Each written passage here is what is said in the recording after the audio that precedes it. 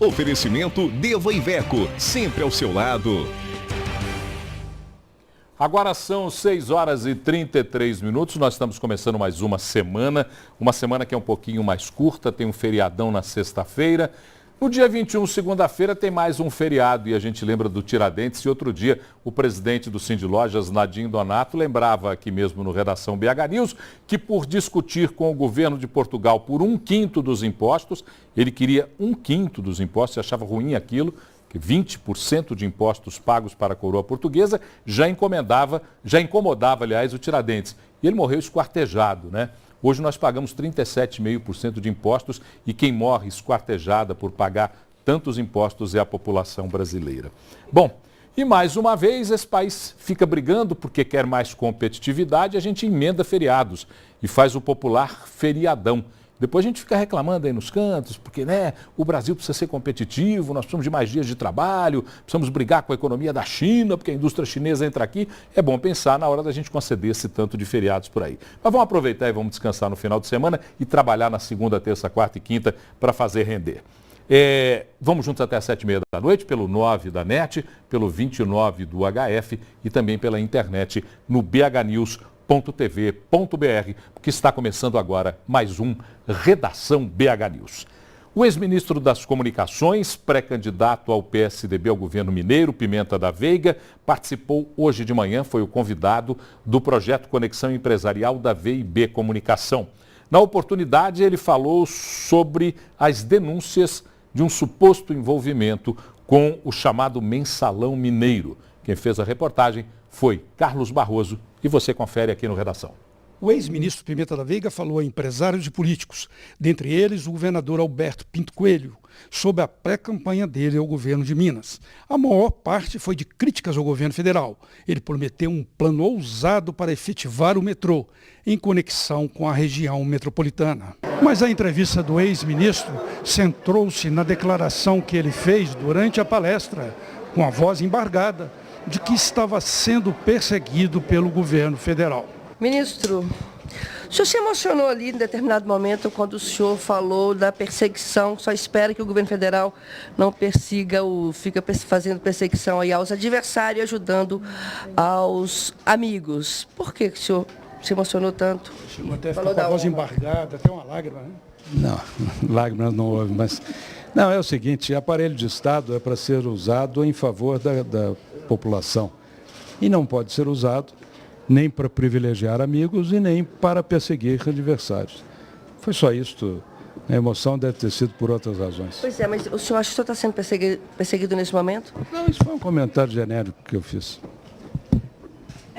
Falaram também, por conta dessa questão da Polícia Federal, que teria a possibilidade de indicarem o nome do Pestana, isso tem sido falado nos bastidores. Isso procede ou não? Pois é.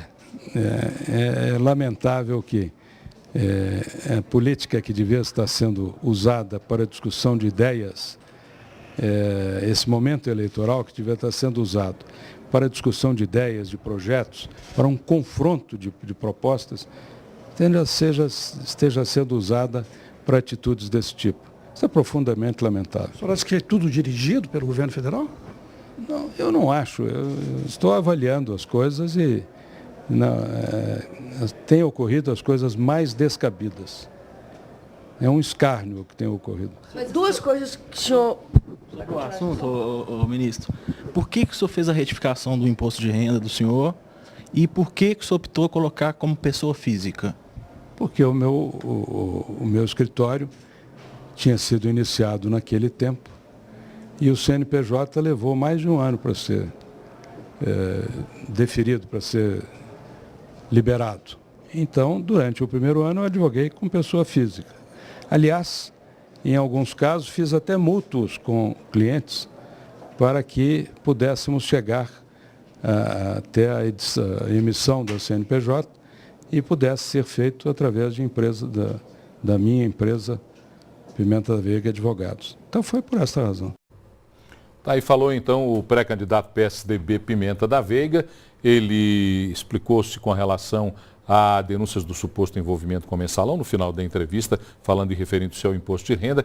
Mas olha, não é só o candidato do PSDB que está aí envolvido nos balaios de gato. Não, e o Barroso está aqui do meu lado, Carlos Barroso, e vai explicar para a gente, porque parece que também o candidato do PT, nessa semana, começou a semana tendo que explicar um imbróglio aí. Sim, o Fernando Pimentel, que é o pré-candidato do PT, a gente tem de lembrar, para ser democrático, que ele também tem denúncias sobre ele, referente àquela operação Olho Vivo, que envolveu essas câmeras que ficam aí no centro de Belo Horizonte. Tem também denúncias referentes a consultorias que ele teria feito para entidades empresariais. E tem também essa questão dessa revista aí, né, que tem a capa da revista Impacto com 2 T's, que essa revista soltou uma matéria sobre ele, quer o seu voto, parece uma coisa publicitária, e isso foi para o outdoor e para traseiras de ônibus. E o Tribunal Regional Eleitoral proibiu esses outdoors e traseiras de ônibus. Só situar o que é a Revista Impacto. A Revista Impacto é uma revista que é distribuída no vetor norte da cidade. Ela analisa as notícias do vetor norte da região metropolitana de Belo Horizonte. Sim, bem colocado. E nessa Revista Impacto, ela traz, ele quer o seu voto, né? Dizendo que Pimentel já estava trabalhando pelo voto, e a denúncia partiu do PSDB, entendendo que então o pré-candidato do PT ao governo de Minas Gerais fez campanha antecipada, o que não é permitido pela legislação eleitoral. Não é uma capa comum de uma revista, né? Uma revista coloca Pimentel na campanha, Pimentel na luta. Está lá, Pimentel quer o seu voto. Está lá, e mais uma vez, a capa com o ex-prefeito Fernando Pimentel. Então, assim, democraticamente, há denúncias de vários lados. A gente precisa de estar sempre constatando, enfatizando essas questões de uma maneira ampla e democrática. Isso chamamos de campanha política. Daqui para frente vamos estar convivendo dia a dia com essas informações e contra-informações, e a gente só pode traduzir isso em verdade a partir do momento que tudo for comprovado. Sem dúvida. Se não houver comprovação, ele é verdade. Tudo, tem que colocar como supostas denúncias. São supostas denúncias, suposto envolvimento, suposta campanha antecipada. Depois vai à justiça, ou os fatos vão provar o que realmente aconteceu. Foi ocupado depois de transitado e julgado. Marina Silva tem mais do que o dobro do candidato Eduardo Campos nas intenções de votos das pesquisas.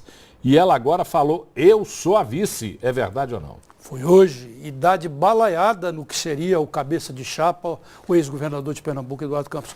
Na última pesquisa do Instituto Datafolha, que foi no início do mês, ela ficou com 27% das intenções de voto. Dilma ficou com 39%. Só a Marina, nessa pesquisa, nesse momento, levaria a eleição para o segundo turno. É quase 3 vezes o Eduardo Campos. O Aécio, por exemplo, ficou com 16%. E, numa situação inusitada, ela hoje foi anunciada oficialmente, ainda não oficializada, que acontece em junho, como vice na chapa de Eduardo Campos. Mas eu acho que isso aí pode dar vice-versa. Vamos usar outra palavra, né? Pode ser que mude. Pode ser que mude. Só o tempo dirá. Só o tempo dirá, eu acho, as pesquisas, o desenvolver da campanha, e a gente pode fazer um paralelo com o caso da Dilma e do Lula, que a Dilma está caindo e o Lula sempre estável. Pode haver mudança, tanto no PSB quanto no PT, mas ninguém tem bola de cristal para saber se vai acontecer. E se nós soubéssemos, nós venderíamos muito caro essa informação, eu tenho certeza. Ia valer um dinheirão, hein? E a Petrobras, meu amigo, toda vez que outro dia eu fui abastecer num posto da Petrobras. Quando eu abasteci, que o cara ligou a mangueira, o cheiro que eu senti foi de confusão. Muita confusão. Foi muita confusão, porque agora... Você foi muito delicado para não falar o cheiro de outra coisa. De outra coisa, né? Comissões de 50% para diretores, para pessoas que fizeram projetos no exterior. Esse doleiro... 30 milhões de dólares. Preso é quase que um diretor indireto da Petrobras. Que negócio é esse? 30 milhões de licitações, sem licitações, 30 milhões distribuídos no exterior para projetos sem licitações, envolvendo aí o doleiro, Alfredo Youssef, o ex-diretor Paulo Roberto Costa, né, que também está na cadeia, Sim. Envolve o ex-vice-presidente da Câmara dos Deputados, porque ele se licenciou, o deputado petista André Vargas. Ou seja, a Petrobras está numa situação muito difícil. Eu tenho ouvido as pessoas falar, eu não vou votar nisso, essa situação da Petrobras está queimando muito, viu? O PT precisa de se explicar sobre isso. E a presidente, agora hoje ela tentou, hoje ela foi à luta, viu? Ela disse que há uma campanha negativa contra a Petrobras. Ela disse que não ouvirá calada essa campanha negativa que teria proveito político. Ela voltou àquela situação dela de faxineira. Ela disse que ela vai fazer faxina de toda a corrupção, mas ninguém destruirá a Petrobras. Ela estava com a presidente Graça Foster da Petrobras a tiracolo quando deu a declaração para fortalecer um pouco a posição da presidente Graça Foster, que também não é das melhores depois desse escândalo todo.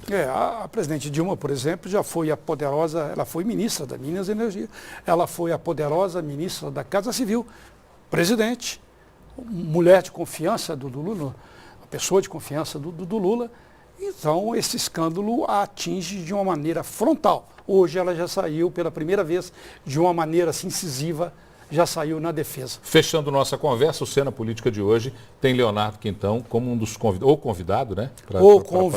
Convidado para a conversa. Leonardo Quintão que está aí numa batalha contra o diretório estadual do PMDB. E eu queria que você explicasse mais um pouquinho do que vai acontecer no Cena e esse imbróglio do PMDB, né? O Cena Política vai ao ar hoje, 11 horas da noite, com representações durante a semana. Vai abordar, vamos dizer a palavra certa, esse racha no PMDB. Partidos, como diz o nome, já são divididos, já tem uma divisão. Mas o PMDB, o racha é constante. E desta vez, Leonardo Quintão, que era o presidente do Diretório Municipal, mas só que foi destituído do Diretório Municipal, está atacando o presidente do Diretório Estadual, que é Toninho Andrade, né, o ex-ministro Toninho Andrade, alegando que Toninho Andrade está lá no Diretório Estadual só trabalhando pela pré-candidatura, pela candidatura dele como vice na chapa de Fernando Pimentel. E o Toninho Andrade naturalmente reage, diz que o Leonardo Quintão fez lá um reduto, um feudo do Diretório Municipal, por isso que o Diretório foi destituído. Pelo estatuto, pelo regimento do partido, a instância estadual pode destituir a municipal, como a federal pode destituir a estadual. Rapidamente eu ouvi você ao telefone com o ex-ministro Toninho Andrade. Você conversava com ele estava em viagem para o Campo das Vertentes e você conversou rapidamente com ele. Eu não fiquei indiscretamente ouvindo, mas eu queria saber se você apurou alguma coisa com ele. Não, ele disse isso, que o Leonardo Quintão está jogando para outras áreas, não falou exatamente dos tucanos, mas quis dizer isso, né, que o Leonardo Quintão tem alguns objetivos outros no partido que não são diretamente dos interesses do partido. Perfeito. Mas o político não chega a falar com todas as palavras, mas a gente entende muito bem as coisas implícitas, né? Cena Política, hoje, 11 da noite, aqui na BH News, com Leonardo Quintão. Leonardo Quintão e com a jornalista do Hoje em Dia, sabe? Ana Flávia Gussen. Perfeito. Renata Dairel, agora é com você. A gente aperta um botãozinho e voa para a redação. Obrigado, Barroso. Até amanhã. Vamos direto para a redação. Belo Horizonte, Minas Gerais. Tem de novo. Renata, é com você. Boa noite. Boa noite, Paulo. Boa noite a todos. Vou começar com uma matéria do Estado de Minas, o am.com. Quem deixou para a última hora a compra dos ovos de Páscoa se deu bem. Eles chegam a apresentar uma queda de cerca de 15% nos preços, se comparado ao início das vendas em março. Agora, tem que pesquisar bastante, porque os preços chegam a variar 105%, que é o caso do Kinder Ovo 125 gramas. Paulo, ele pode ser encontrado de R$ 19,50 até R$ 40. A pesquisa foi feita pelo Mercado Mineiro. Daqui a pouquinho nós vamos ter aqui o Feliciano Abreu, que vai trazer duas boas notícias, viu, Renata? A gente só conversa com o Feliciano com pesquisas de preço, sempre preocupado, aumentou, a variação é muito grande, não dá para entender porque cobra tão caro, mas daqui a pouquinho ele vai falar com a gente aqui. Você está pedindo silêncio aí na redação? Vou reforçar aqui. Silêncio na redação, gente. A Renata está conversando comigo. Que negócio é esse? Pô, o pessoal está aí numa conversação danada aí na redação. O pessoal da redação vai tomar um cafezinho ali na copa e deixa a redação tranquila para a Renata. Renata, mais informação com você. Tem sim, agora são para as pessoas que estão acamadas e precisam de tomar vacinas, as pessoas que não têm condições de ir até os centros de saúde. Até o dia 25 deste mês, elas podem fazer um cadastro na Prefeitura de Belo Horizonte e aí vão pessoas lá da Secretaria de Saúde dar vacinas em casa. São vacinas de gripe, difteria, tétano e febre amarela. Para se cadastrar é só algum familiar ir até algum centro de saúde próximo da residência ou então ligar para 3277-7722. É uma notícia aí que está circulando começou no site da Prefeitura de Belo Horizonte. E emendando aqui, uma notícia do Hoje em Dia, tem uma exposição sobre a Copa do Mundo para a gente começar a ir entrando no espírito de Copa do Mundo. Eu sei que você gosta de futebol, Paulo, pode ser uma boa pedida. Lá no Shopping Del Rey, hoje na inauguração, vou até colocar aqui a foto, foi aí o Dadá, o Raí, para fazer a abertura aí dessa exposição que traz curiosidades e objetos raros da história das Copas do Mundo, desde a década de 30. A exibição chama Brasil, um país, um mundo. Começa amanhã para o público em geral e vai até o dia 11 de maio, lá no Shopping Del Rey. Então a abertura contou aí com Cafu, Dadá, o Ado e várias outras personalidades aí do mundo da bola.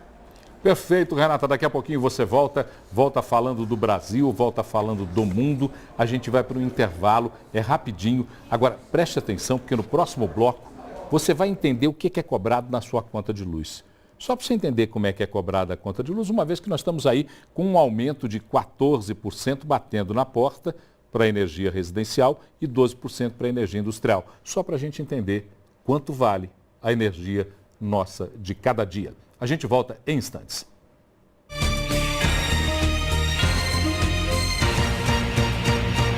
Oferecimento Deva Iveco, sempre ao seu lado.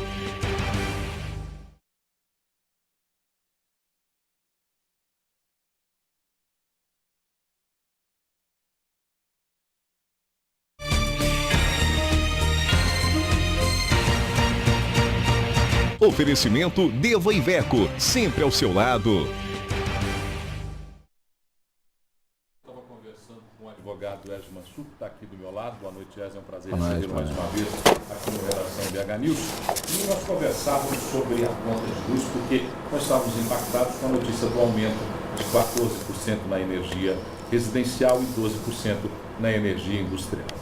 E na época nós discutimos um pouco o entendimento dessa conta e a dificuldade que é para o consumidor entender a conta de luz. Então nós temos uma conta de luz aí que não está identificada. Se puder colocar para mim a conta de luz na tela, isso. Não tem jeito de subir e descer essa conta não, só vai mostrar esse pedacinho. Então se mostrar esse pedacinho vai dar para a gente tentar entender mais ou menos. É uma conta que tem um valor de R$ 137,92, a conta total paga pelo consumo de 210 kVA. Certo? Certo. Isso aí, o que está embutido aí dentro? Que eu vejo aqui como informação: energia, distribuição e transmissão. O que é energia, distribuição e transmissão nessa conta? Primeiro é importante deixar o seguinte, não é a conta da CEMIG, né? Todas as contas, conta de luz, qualquer que fosse a operadora de energia, né, no caso. Aqui no nosso caso, a CEMIG. Ô Paulo, nós somos analfabetos tributários, né? Talvez até interesse a alguém esse analfabetismo, né? A gente não saber exatamente o que paga, né? Você diz aí a questão da energia. Energia é o que efetivamente você compra. É aquilo que vai esquentar o ferro elétrico, é aquilo que vai esfriar a geladeira, é aquilo que você paga para poder acender ou apagar a luz, não é isso? É energia. Agora, se você olhar logo embaixo na conta, vai ter aí a distribuição. Esse é o valor que você paga para poder pegar essa energia que ela é produzida lá numa hidrelétrica e atualmente muito nas térmicas, né, uma energia muito mais cara. É o preço que você paga para que essa energia saia da central de distribuição e chegue até a sua casa. E a transmissão é o preço que você paga lá da central de energia até a central de distribuição aqui na capital, em Belo Horizonte. Então, repassando, energia é o preço do produto que você realmente quer. Então, vamos entender um pouco melhor aqui. Numa conta de 220 kVA, 210 kVA, eu paguei por energia R$ 25,77. Isso é o que te interessa, R$ 25,77. Então é isso a energia que eu estou consumindo. É, que você precisa dela. Mas eu estou pagando R$ 137,92, meu caro doutor Ezio. Então vamos lá, que agora eu começo a esquentar minha cabeça, os neurônios começam a esquentar, e eu lembro que a minha conta já está em débito automático, não dá nem para interromper o pagamento. Então vamos lá para a gente conversar. R$ 137,92 é o total, mais R$ 25,77, é isso que se refere à energia que eu consumi. Isso é o que é o que te interessa. Pronto. Isso é o que é energia. Agora você tem que pegar essa energia que é produzida lá na hidrelétrica ou na termoelétrica e trazê-la até a cidade onde você mora. É o que a gente chama aqui da transmissão. São essas grandes torres que a gente vê aí pela estrada, enfim, chegando nas grandes cidades, as torres de transmissão. Esse transporte que é feito na torre de transmissão é como se fosse o preço aí do atacado. Não tem o atacado de varejo? Sim. Né? O atacado é aquele grande distribuidor, não é isso? Então, é o preço do transporte em atacado. Essa grande energia que você vai pegar lá da usina hidrelétrica e trazer para a cidade. No caso da conta... Estou pagando R$ 3,42. Se puser botar de vez em quando a conta no ar, é interessante. Põe de vez em quando a conta no ar para que o espectador continue acompanhando com a gente a discussão. E o espectador também pode pegar a sua conta de luz, vai estar igual. Fazer a conta esses dados vão estar lá também. É logo aí do lado esquerdo, aí embaixo, em cima dessas barras todas, tem aí informações de faturamento. É o que interessa. Energia é o que você quer. E aí você paga a transmissão, quanto? R$ 3,47. É o que você paga para pegar essa energia lá da usina e trazer até, no caso, Bom, se eu estou trazendo de Furnas para cá, é o preço que eu paguei de Furnas a Belo Horizonte. Exatamente. Aí vem distribuição. Isso. Distribuição R$ 43, R$ 42,87. O que é isso? Então veja bem, você pagou 3 e pouquinho para sair da central hidrelétrica ou termoelétrica e trazer até Belo Horizonte. Sim. R$ 3,00 e pouco para trazer R$ 3,50. Mas aí você tem que pegar na central de distribuição, que vai reduzir a voltagem, né, que vem em torre de transmissão com a voltagem muito alta, para poder levar até a sua rua e da rua chegar na sua casa. Sim. Esse preço, quanto é que está aí? Aqui está R$ 42,30. R$ 42,00. Então você paga 25 pela energia, 3 e pouquinho para sair lá da usina, andar aí uns 300, 400 quilômetros, chegar aqui em Belo Horizonte, e aí você paga mais 40 e poucos reais da central, que fica ali na Afonso Pena, por exemplo. Afonso Pena ali com Guajajara, tem uma. Sim. Para chegar na sua casa. Mas só para entender ainda mais um pouco, para colocar mais um pouco de vatapá no meu tempero, ou de tempero no meu vatapá, ainda não consegui entender com 25 mais 42 mais 3, que é serviço. Portanto, eu estou pagando aqui 72 mais 3, R$ 74, R$ 75. Eu estou pagando R$ 75 pela energia. Fechou a conta, né? Fechou a conta. Agora, eles me cobraram 130, põe a conta, R$ 137,92. O que é essa diferença entre o serviço que eu contratei e o que eu estou pagando? R$ 137,92. Pois é, então lembrando, R$ 25 é a energia que te interessa. Sim.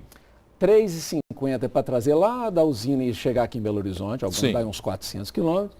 E esses 40 e poucos reais de distribuição para chegar lá da distribuição até a sua casa. Sim. Da distribuição em casa. Agora, essa diferença se refere a tributos.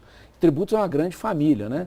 Com 3 filhos importantes: impostos, taxas e contribuições, né? Então, o imposto você paga porque tem que pagar. Paga IPVA porque é dono de carro, paga o IPTU porque é dono de uma casa, paga renda, igual agora tem declaração de imposto de renda, porque você teve renda, imposto de renda.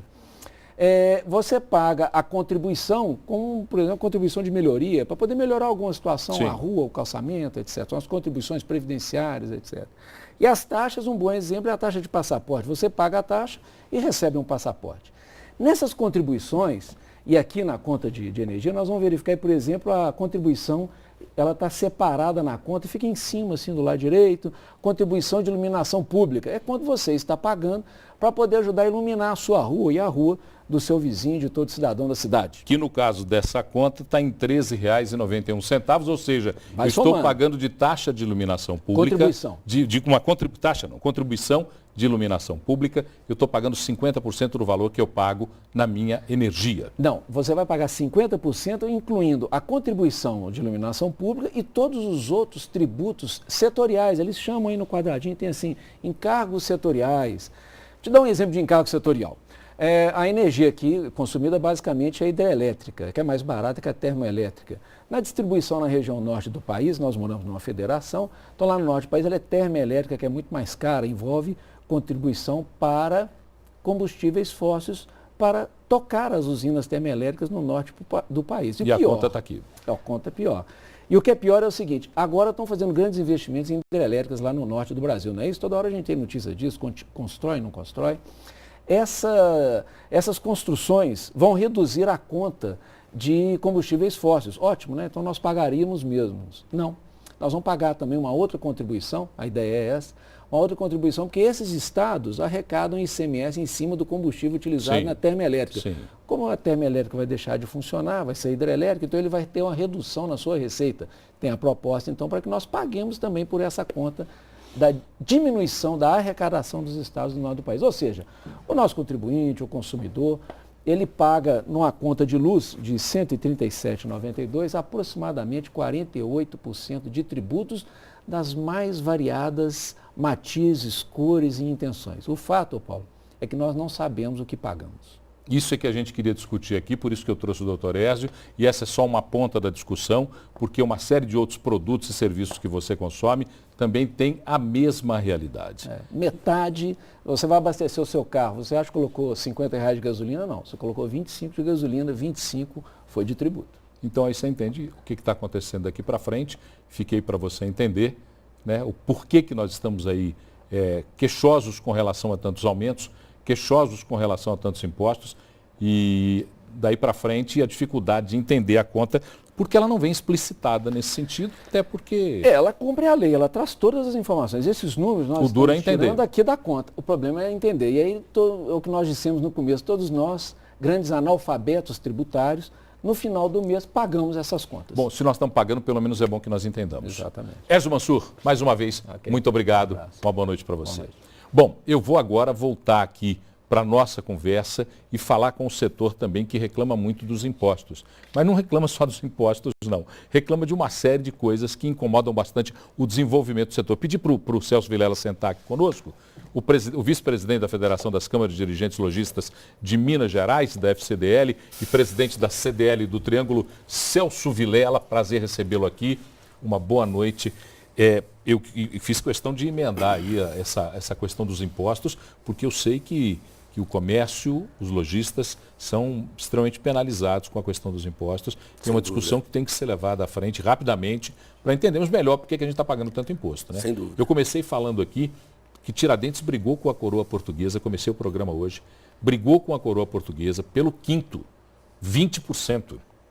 Hoje nós pagamos quase 40%. O dobro do motivo da briga de Tiradentes. Então, motivo para brigar a gente tem. De sobra. De sobra. E estamos inoperantes. Mas a nossa conversa hoje vai a respeito de uma pesquisa divulgada pela CNDL, que é a Confederação Nacional dos Dirigentes Lojistas, que mostra que os empresários nas cidades sede da Copa não se prepararam e não estão preocupados ou preparados para a Copa do Mundo. E isso me chamou muito a atenção, porque num dos títulos ou subtítulos diz assim: "Tô nem aí. Pequenos empresários não vão investir na Copa". E aí, perguntados se estão preparados ou prontos para o Mundial em percentual, 63% desses empresários, está aí na tela para quem quiser nos acompanhar aí, 63% desses empresários dizem que não estão preparados.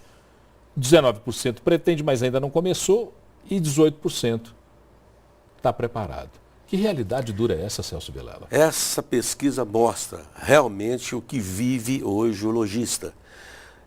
Esse cenário de incertezas é que está provocando isso, Paulo. O Brasil vive um momento difícil na sua economia e, de repente, deparamos na nossa caminhada para a Copa do Mundo. Uma Copa que está gerando diversos comentários positivos e negativos. Há quem ganha com a Copa, assim como há quem perde com a Copa. Aqueles segmentos que estão aí, tipo do transporte, do lazer, da hotelaria, lógico que vão ganhar com a presença dos turistas internos e externos.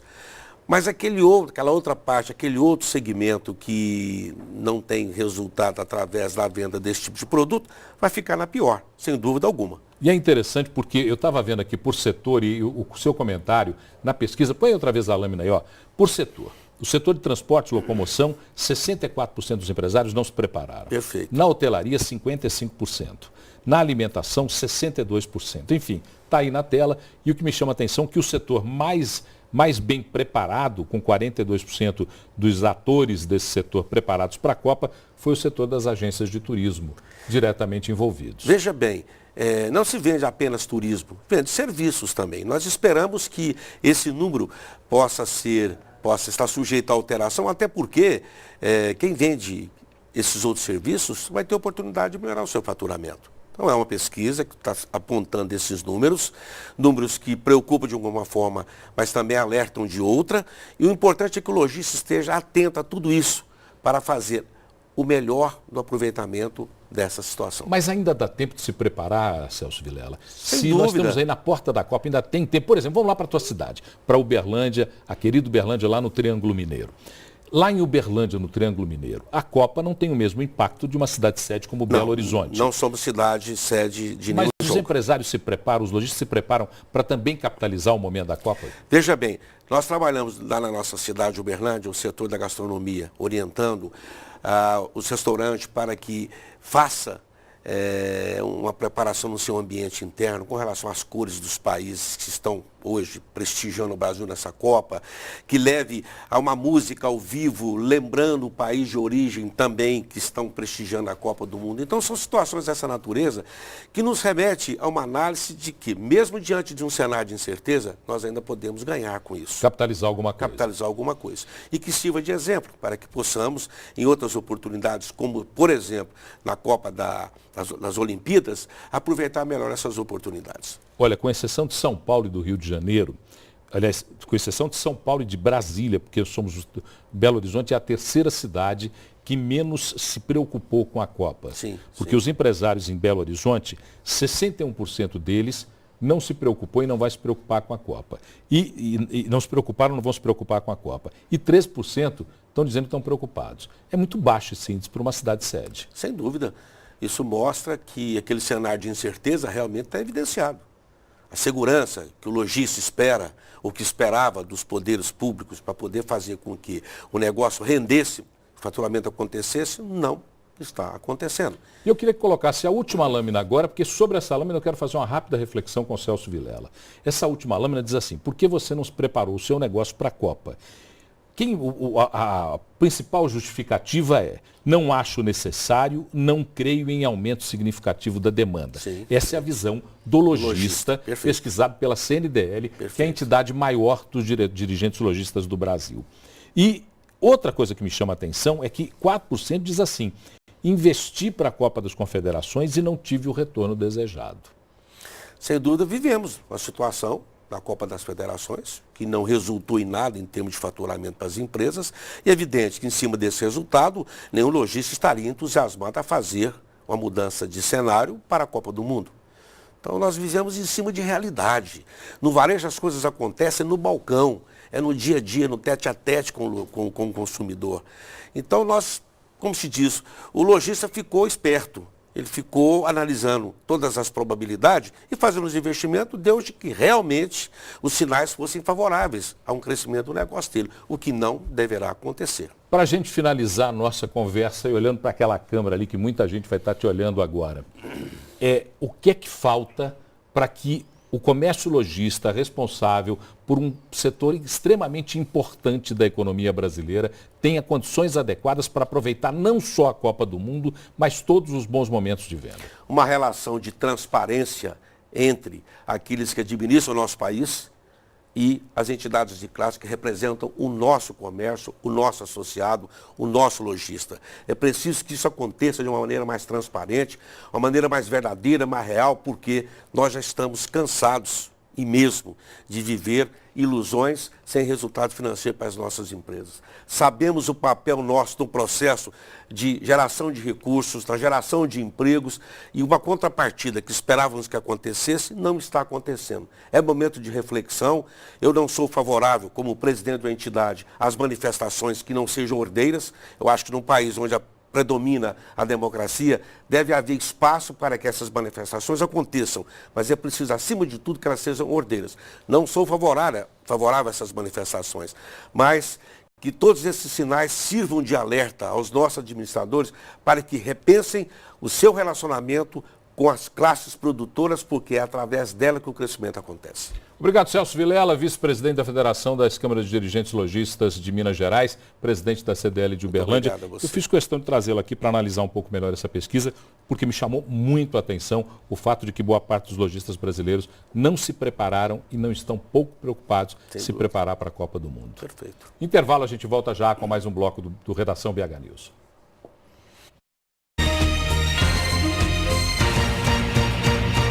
Oferecimento Deva Iveco, sempre ao seu lado.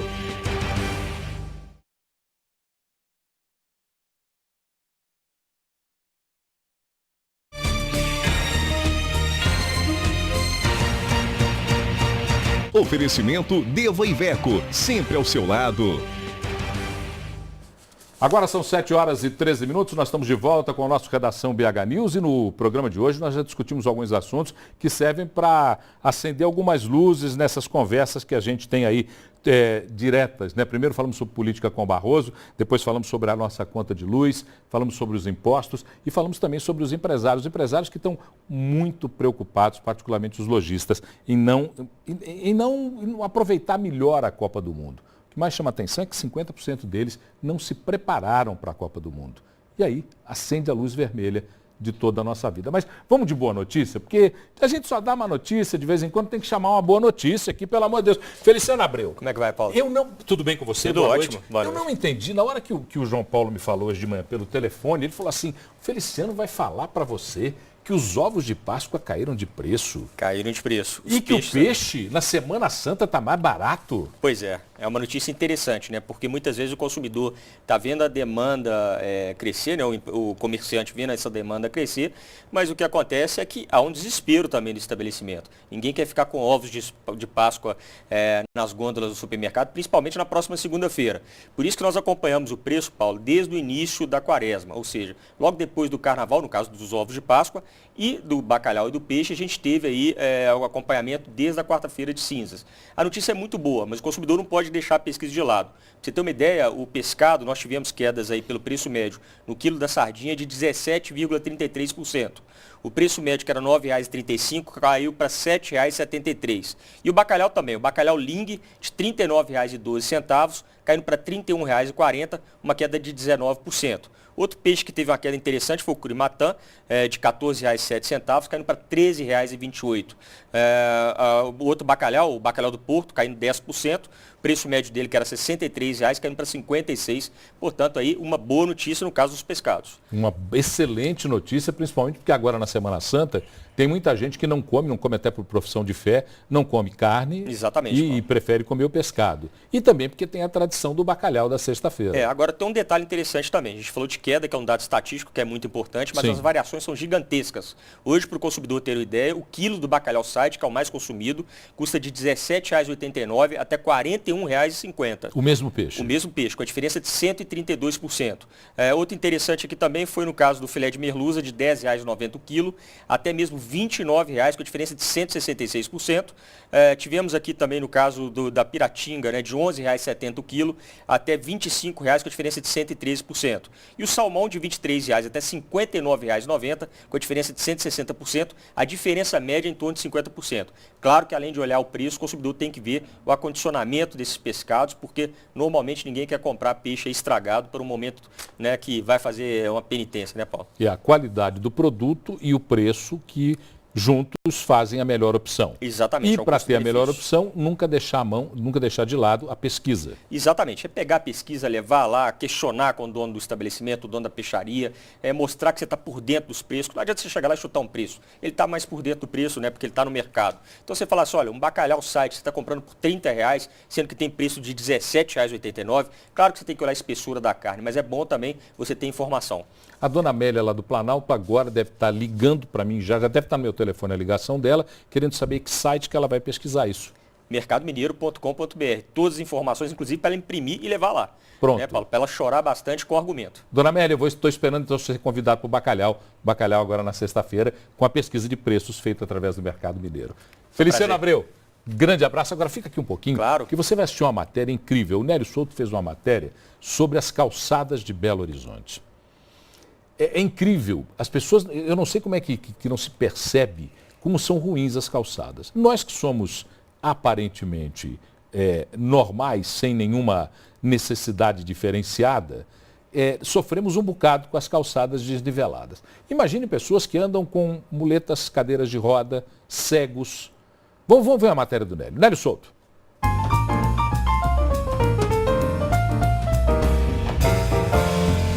Olá pessoal, olá Paulo, tudo bem? Então, o Olhar Urbano de hoje vai falar sobre as calçadas de Belo Horizonte. Né? Há um código de postura, que é um documento, né, uma legislação municipal que diz que a responsabilidade sobre a calçada é do dono do imóvel, certo? Então, a prefeitura, ela disponibiliza, ela mantém uma equipe que faz a fiscalização dessas calçadas. Existe um planejamento urbano que identifica, por exemplo, principalmente na região central, um padrão de calçamento. Tem alguns lugares, por exemplo, que é pedra calçado com pedras portuguesas. Então, há um acordo ali para para trabalhar com a recuperação, né, daquele espaço, principalmente agora pós-período de chuvas, por exemplo, a enxurrada, né, o volume de água acaba arrancando aquelas pedras, deixando aqueles buracos ali. Imagina que isso já é um problema para nós. As mulheres reclamam e sofrem muito por conta, né, do salto alto, a rua ali, a calçada irregular, cheia de buraco. Isso é um problema para nós. Imagina para quem precisa de uma necessidade especial, uma condição especial de locomoção, como os cadeirantes e os deficientes visuais. Então, há um problema sério que a Prefeitura tem perseguido aí, que é manter, né, uma condição de acessibilidade, não só para os pedestres, mas também para os deficientes. Então, há uma necessidade específica, regulamentada, de sinalização para os deficientes visuais, inclusive, e tem que também tomar cuidado com as rampas, né, os acessos à calçada. Fizemos aí um tour, passamos por algumas ruas pela cidade para pontuar alguns problemas que nós encontramos no dia a dia, que são esses buracos, as pedras arrancando, falta de padrão ali, um nivelamento, né, que facilite ali a locomoção dessas pessoas. Encontramos, inclusive, pessoas ali da Prefeitura, equipe da Prefeitura, atuando na recomposição, na reestruturação ali das calçadas. Então, as calçadas é um problema hoje de locomoção. A gente já vem falando tanto de problema de mobilidade urbana, né? E esse também é um assunto de mobilidade urbana. Porém, a gente tem que imaginar que o pedestre também precisa ter segurança, conforto e acessibilidade ao andar pelas calçadas de Belo Horizonte, certo? Que nos atentamos a isso. Um grande abraço, esse foi o nosso assunto do Olhar Urbano de hoje. Nos vemos amanhã. Até mais. Até mais, Nélio. Belíssimo assunto levantado pelo Nélio. E eu vou colocar aqui agora um espaço aberto à Prefeitura de Belo Horizonte e a todas as prefeituras da região metropolitana que, se tiverem alguns bons exemplos de coisas que foram feitas ou que estão sendo feitas para transformar essa realidade, o espaço está aberto. Venham até aqui, mostre políticas que são feitas, ações determinantes que são feitas para melhorar esse espaço público que é a calçada. Aberto o espaço, pode vir até aqui e nós faremos questão de mostrar, porque bons exemplos também merecem e merecerão sempre o nosso destaque. Nós fizemos a crítica, mas o contraponto sempre é necessário para a gente poder fechar a questão e entender melhor como acontecem as coisas. Renata Daire, eu quero entender melhor o que está acontecendo no Brasil e no mundo. Suas informações com você. Oi, Paulo. Vamos começar pelas notícias do mundo. Aqui pertinho da gente, o Chile subiu para 16 o número de pessoas mortas pelo incêndio que começou lá no sábado em Valparaíso, uma cidade portenha do Chile. E as autoridades acham que esse número ainda pode aumentar por causa dos desaparecidos. Ontem tiveram alguns novos focos de incêndio ali pela região. Cerca de 2.000 casas foram destruídas e a cidade foi declarada zona de catástrofe pela presidente Michelle Bachelet, que visitou o local ontem. Perfeito. A outra informação? Agora é o Brasil. Amanhã o impostômetro de São Paulo, que é tipo um painel criado lá em São Paulo em 2005, que acompanha em tempo real os impostos que nós brasileiros pagamos, vai atingir 500 bilhões de reais. Ano passado, esse valor foi atingido no dia 16, ou seja, um dia depois.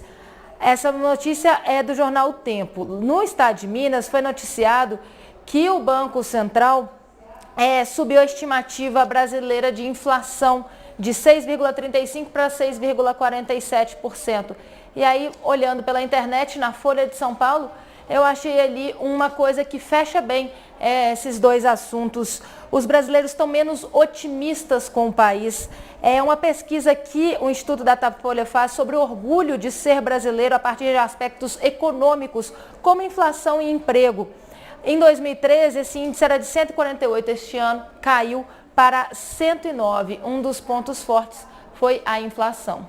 Perfeito, Renata. Aí o Brasil e o mundo sendo contado no olhar da nossa redação com Renata Daire. A gente vai para o intervalo, volta já já para conversar um pouquinho sobre dois assuntos. Primeiro, uma pesquisa da CNI que fala sobre a profissão dos engenheiros, as engenharias, para entender melhor a pesquisa que a CNI divulgou com dados do MEC e do IBGE. E depois falar de futebol com Bruno Garcês, que vai falar também de voleibol, porque o Cruzeiro faturou tudo esse final de semana. Barba, cabelo e bigode. Tudo. A gente volta já já.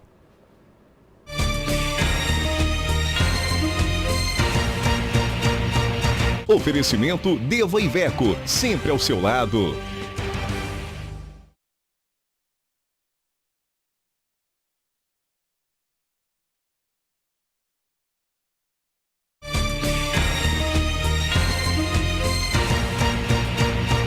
Oferecimento Deva Iveco, sempre ao seu lado.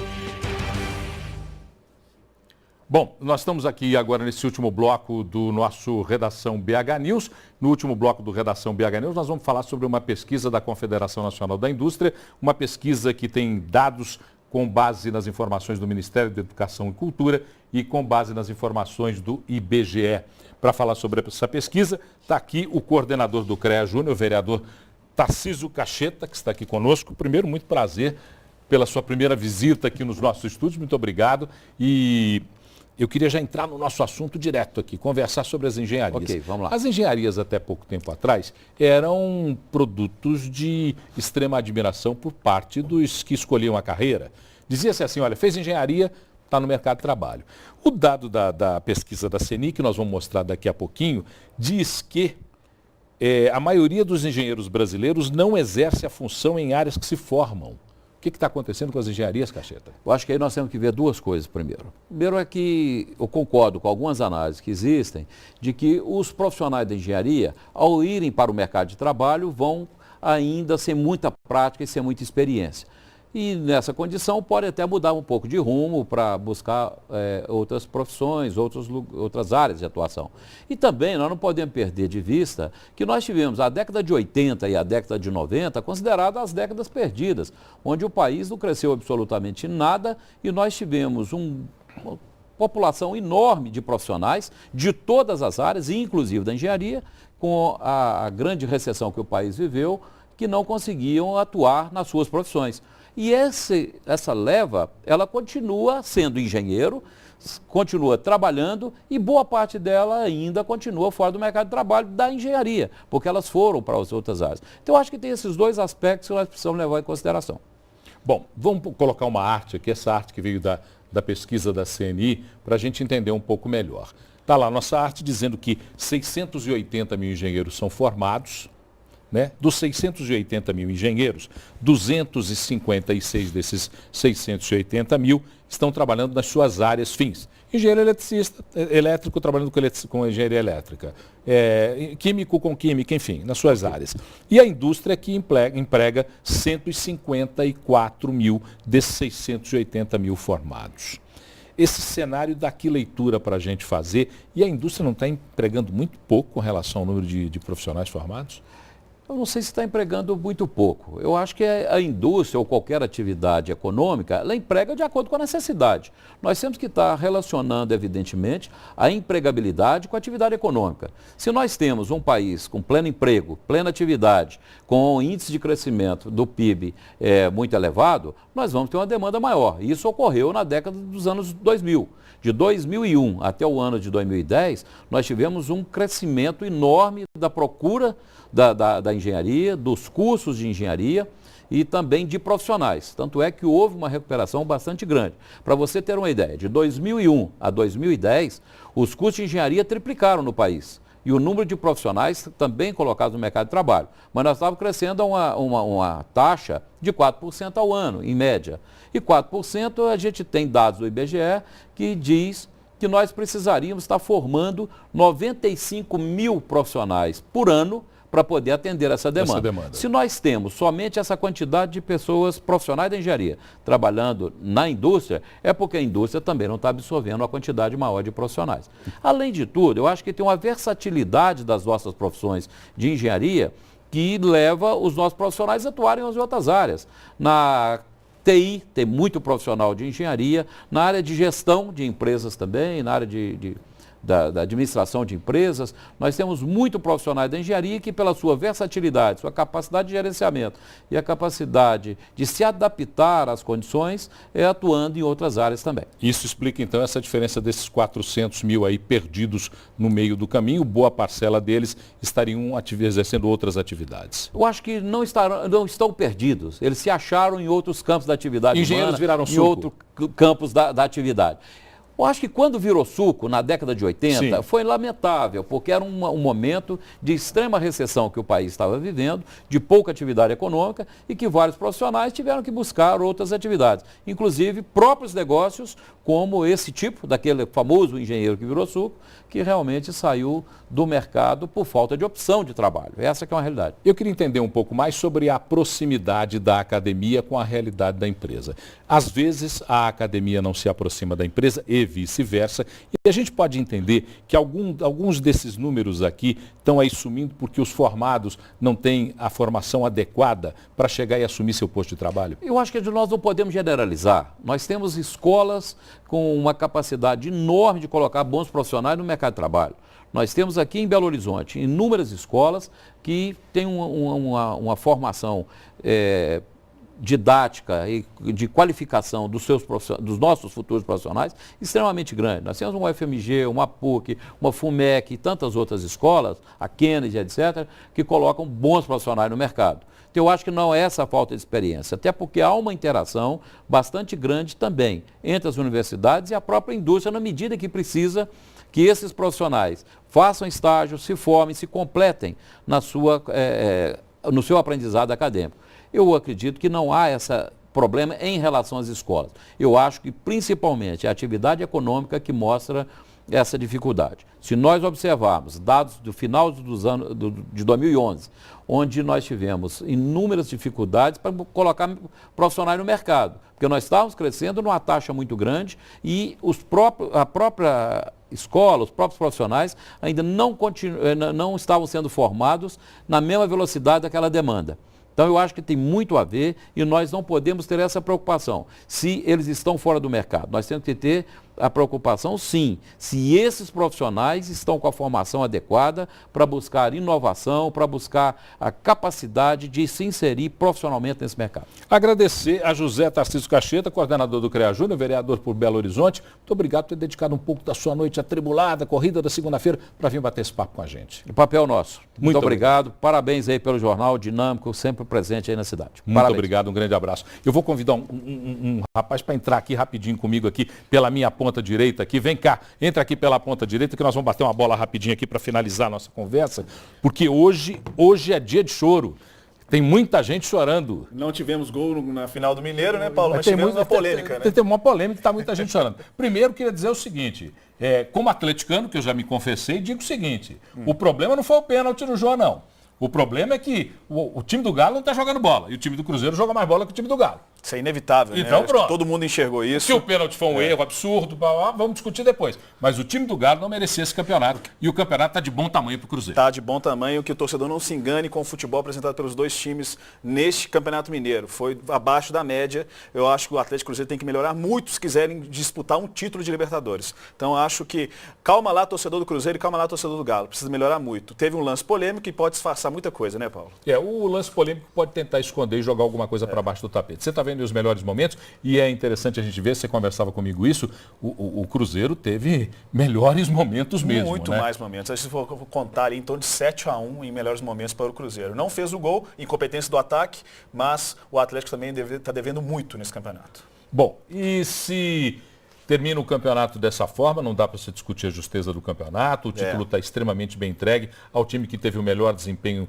durante o campeonato e o melhor desempenho nos 2 jogos da final. É bom a gente deixar bem claro. Campeão isso. Invicto, né, Campeão Paulo? invicto, não dá para discutir. Isso. Daqui para frente já começa então a pensar no brasileiro. Tem Corinthians pro Atlético e pro Cruzeiro. O Cruzeiro já joga na quarta-feira na Libertadores com o Cerro Porteño. Então já está pensando na Libertadores. E o Atlético joga contra o Corinthians lá em Uberlândia, pelo início do Campeonato Brasileiro. Bom, e a primeira partida do Cruzeiro no Campeonato Brasileiro? Aí fugiu. Durante a semana a gente fala. Na quarta-feira você está aqui e conversa sobre isso.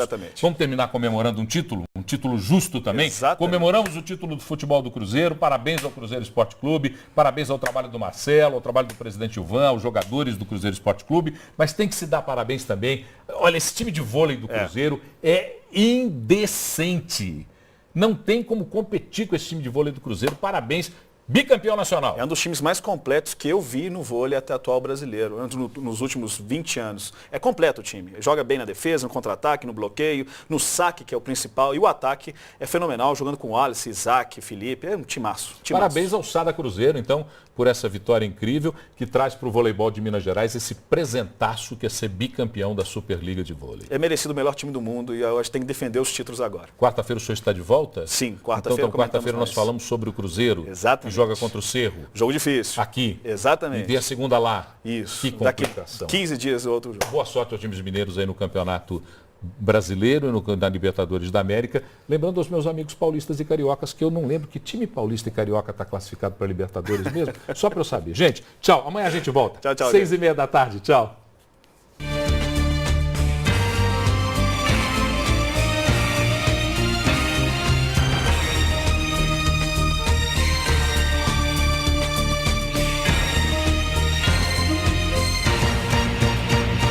Oferecimento Deva Iveco, sempre ao seu lado.